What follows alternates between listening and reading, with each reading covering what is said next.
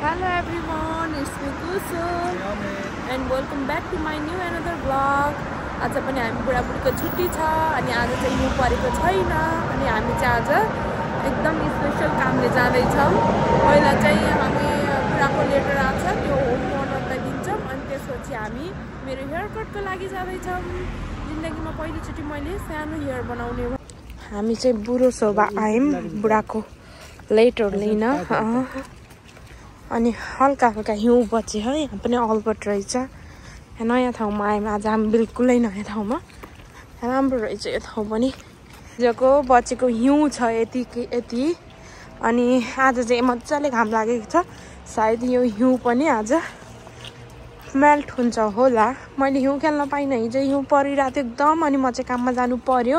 यहाँ चाहिँ अलिअलि बचाएर रहेछ यस्तो कस्तो दामी देखिने कि हिउँ पर्दा सेतै लेटर लिने ठाउँमा आयौँ। यहाँ चाहिँ बुढाले फर्म भर्दै हुनुहुन्छ लेटरको अनि यहाँ चाहिँ लाइब्रेरी होइन कि स्टेसनरी जस्तो ठाउँ छ अनि यहाँ फर्म भर्दै हुनुहुन्छ।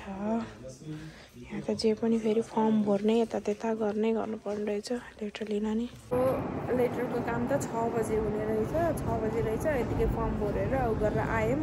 अब चाहिँ हामी सेन्टरमा जान्छौँ बजारमा ब्ल्याक फ्राइडेको के लागेछ हेर्छौँ अनि त्यसपछि मेरो हेयर कटमा जान्छौँ।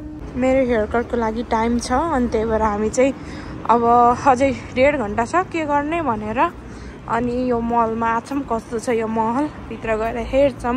बाहिर एकदमै चिसो छ यस्तो दामी क्रिसमस ट्री हो के यहाँको महलहरू यस्तो दामी सजाउने देखेर यस्तो लोभ लाग्छ नि। यहाँको कति दामी हो के क्रिसमसको यो ट्रीहरू हेर्नलाई गर्नलाई अनि यो मल पनि एकदमै दामी छ।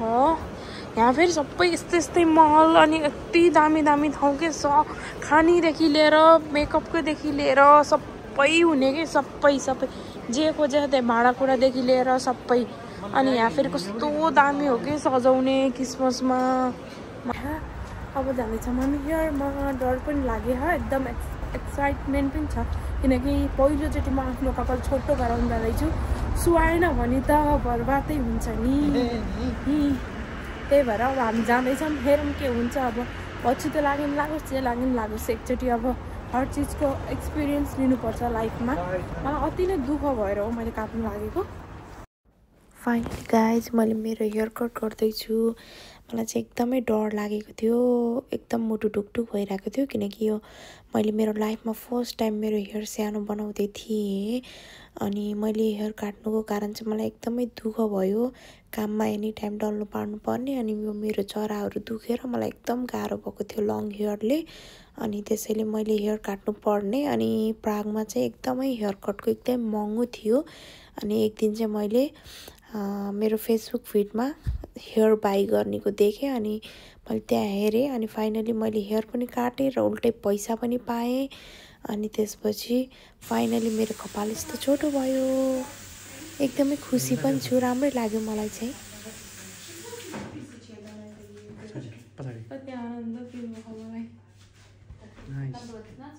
स्टारबक आएको अनि अब केएफसीमा काम गरेपछि स्टारबक अनि त्यसपछि बर्गर किङ पिज्जा हट अनि केएफसीमा चाहिँ डिस्काउन्ट मिल्दो रहेछ स्टाफलाई and here is my handsome baby है। अनि अहिले चाहिँ घाम अस्ताइसक्यो कति 4:30 भयो होला अस्तो अँधेरो बाहिर चाहिँ अनि क्रिसमसले गर्दा यस्तो झिलिमिली यस्तो रमाइलो छ।